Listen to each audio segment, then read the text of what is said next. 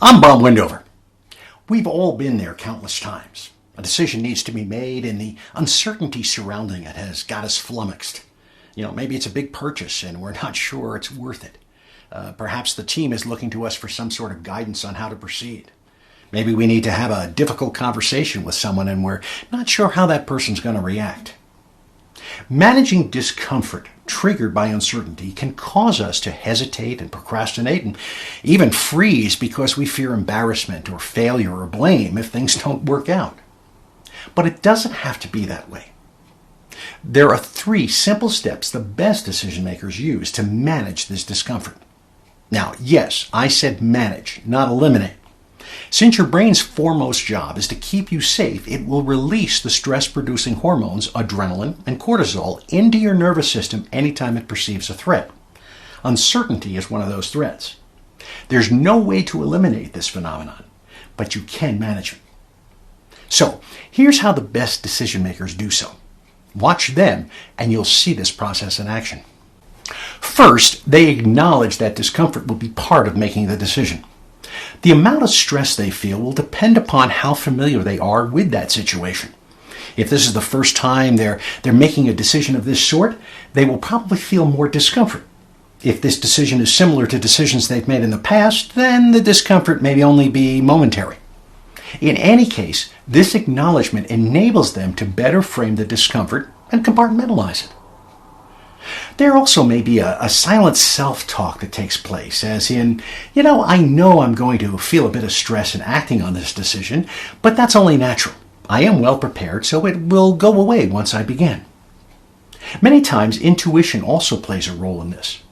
If they've been in a similar situation, the brain will say, oh, this is just like the time you, and reduce the stress involved because it recognizes a familiar situation. In other words, familiarity begets comfort.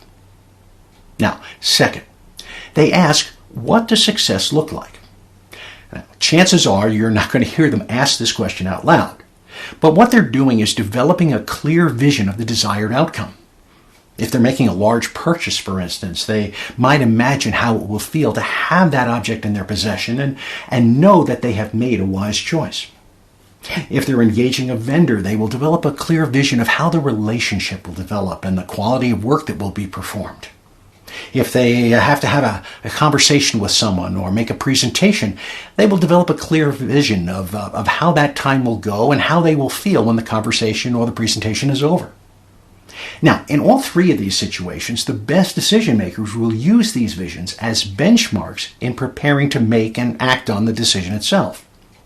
Once the decision has been acted upon, they can then go back and compare the vision with the actual outcome and learn from that. And finally, third, they anticipate possible obstacles and reactions and prepare to respond. Let's be honest, no decision goes exactly the way that you expect. There are always some variances. In most cases, this is, however, as long as the overall outcome is achieved. But in a few cases, things can go significantly wrong. That's where anticipation and preparation are essential. When working on projects and making significant monetary decisions, these decision makers will take time to consider potential obstacles and delayed timelines and costly mistakes and other mishaps that might derail their well-crafted plan. Then they develop responses or plans to deal with these disruptions. If the decision involves others, they will work to anticipate how the other person or persons might respond. What might that other person say? What arguments might that other person use? What emotions might that other person express? Being well prepared helps the best decision makers successfully manage a host of unexpected disruptions and focus on the desired outcome. In situations where the decision will involve others, these decision makers will also rehearse what they are going to say before acting on the decision. Initiating a difficult conversation, such as correcting behavior, is a good example. The last thing they want is for the other person to react in a way that they had not anticipated. This can lead to miscommunication, allowing the other person to manipulate the outcome, or simply a failure to follow through on the decision or action. Managing the discomfort triggered by uncertainty when making decisions allows the best decision makers to consistently achieve their desired outcomes. Now, How about you?